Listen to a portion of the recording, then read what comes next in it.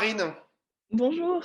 merci d'avoir accepté notre invitation. Marine, tu es maîtresse de conférences en littérature française, mais surtout tu es responsable éducation et enseignement supérieur et recherche au Parti communiste français. Alors hier, les élèves de primaire ont repris le chemin de l'école, alors que les contaminations sont toujours très hautes et que les recrutements, la vaccination des enseignants et les tests dans les établissements sont toujours en rade. Dans quel état d'esprit les professeurs, mais aussi les parents d'élèves ont abordé cette rentrée? Alors, je crois que tout le monde voudrait que l'école puisse fonctionner. Les enfants sont contents de rentrer à l'école, les parents sont contents de remettre leurs enfants à l'école et les enseignants aimeraient pouvoir enseigner. Mais comme tu l'as dit, les moyens ne sont pas là et c'est le retour du chaos organisé.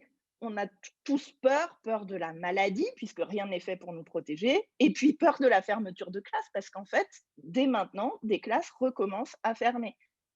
Et Euh, concrètement, qu'est-ce qu'ils ont mis en place, le gouvernement, pour cette rentrée? Est-ce qu'ils ont mis quelque chose en place? Soi-disant, un protocole renforcé, je ne sais pas à combien de renforcement on est, mais aucun moyen supplémentaire au service de ce protocole. Mhm. Juste un exemple, une des mesures qui est vraiment bonne dans ce protocole, c'est de dire qu'on arrête avec le brassage des élèves. Quand un enseignant est absent, on ne répartit plus les élèves dans les autres classes. Ça semble une mesure de bon sens. Seulement, si on ne recrute pas de remplaçants, comment on fait pour arrêter avec les brassages d'élèves? Eh ben, on vire les élèves de l'école, on les prive une fois de plus d'école. Et puis, toutes les autres mesures qui auraient pu être prises, la vaccination des enseignants, l'équipement des classes en capteurs de CO2, en dispositifs d'aération, tout ça n'a pas été fait. Le ministre, certes, revient sur les mensonges qu'il avait proférés en début d'épidémie, hein. Maintenant, il reconnaît l'utilité de l'aération, mais il ne fait rien. Il se défausse sur les collectivités locales, il se défausse sur les directions d'établissement. Il est complètement irresponsable et aujourd'hui, je crois qu'on peut dire que le ministre de l'Éducation nationale a abandonné les personnels, les enfants et leurs familles.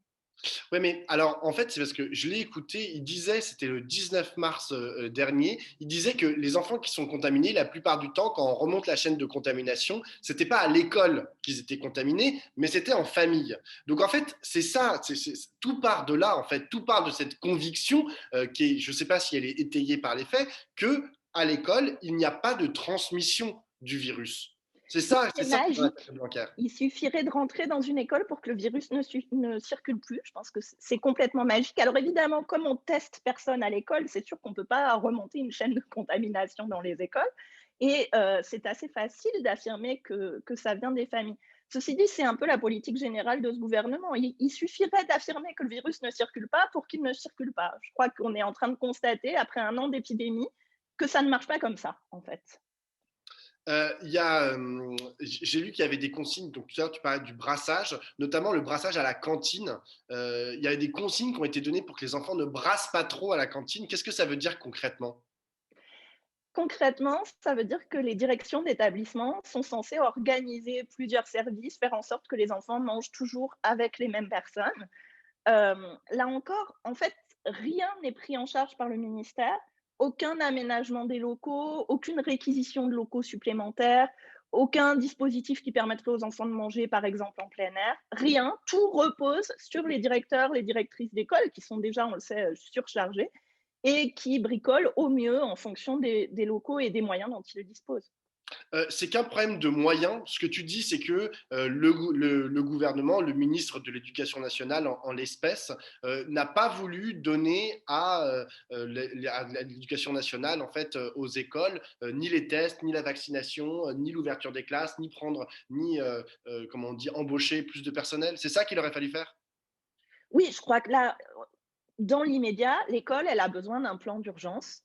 Un plan d'urgence qui repose effectivement sur la mise à disposition, l'équipement de locaux, sur la mise à disposition de personnel nouveau très rapidement, et puis sur du matériel, hein. On parlait d'aération, mais les masques, je veux dire, le gouvernement a donné aux enseignants des masques dont il s'est révélé qu'ils étaient toxiques, et depuis, plus rien. Ni les enseignants ni les élèves n'ont de masques qui les protègent fournis par leur employeur.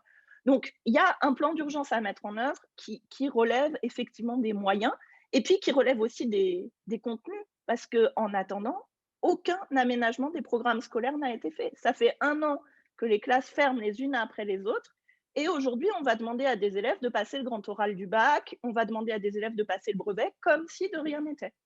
Alors justement, cette question, des contenus, là tu parles du brevet et du bac. Si tu prends par exemple un élève qui est rentré, qui l'année dernière était en sixième et qui cette année du coup est en cinquième, quel impact en fait ça aura eu sur lui jusqu'à présent, cette épidémie? Est-ce que lorsqu'il terminera sa scolarité, obligatoire, il aura un niveau, tu penses inférieur aux gens qui ont fait une sixième et une cinquième normal, ou est-ce qu'on a réussi quand même, bon an, mal an, à maintenir le niveau?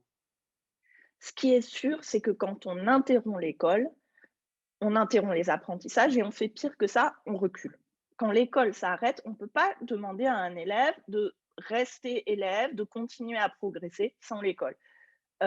Et l'enseignement à distance, l'école à la maison, comme on a dit, ça n'existe pas. On apprend ensemble avec un enseignant dans une classe. C'est très bien, les enseignants ont fait un travail fou pour garder le contact, pour ne perdre personne, mais ça ne s'appelle pas des apprentissages. Donc, il est évident qu'il y a une perte en termes de contenu d'apprentissage due à l'épidémie. Cette perte-là, on pourrait la compenser. On a les moyens de le faire. Mais aujourd'hui, rien n'est mis en place pour que cette compensation puisse avoir lieu dans les années qui viennent. Mmh. Mais ça veut dire quoi? Dans les années, admettons que, allez, en septembre, on imagine que tout sera redevenu à la normale, hein. Je n'y crois pas vraiment, mais enfin bon.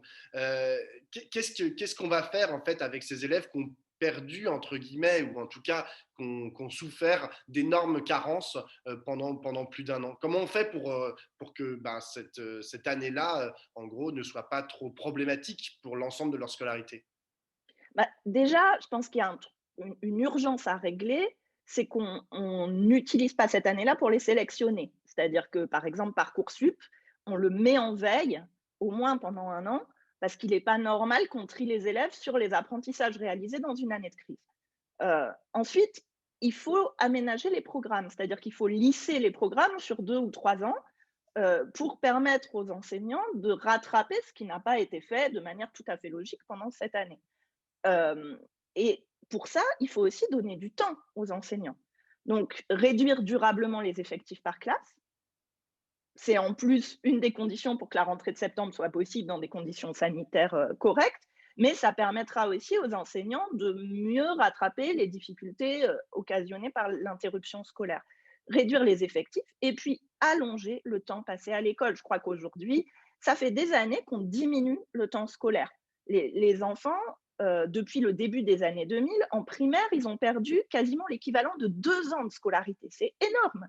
Aujourd'hui, on voit bien que ça nous conduit dans le mur et qu'on a besoin de revenir là-dessus, de redonner plus de temps à l'école aux enfants, justement pour leur permettre d'abord de rattraper les difficultés, les inégalités créées par le confinement, et puis plus largement d'accéder à un haut niveau de connaissance dont on voit bien combien il est nécessaire aujourd'hui au débat démocratique.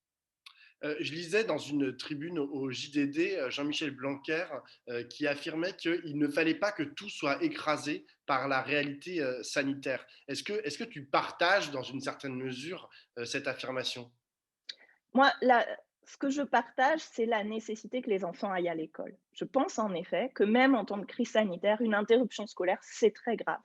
Mais je pense que si on veut que les enfants aillent à l'école pour y apprendre quelque chose, et pas simplement pour servir de garderie pendant que les parents vont au travail, alors il faut qu'ils y aillent dans des conditions de sécurité qui leur permettent des apprentissages sereins et qui permettent aux enseignants de faire leur travail. Et donc, par exemple, qu'on se dépêche de vacciner l'ensemble du personnel de l'éducation nationale.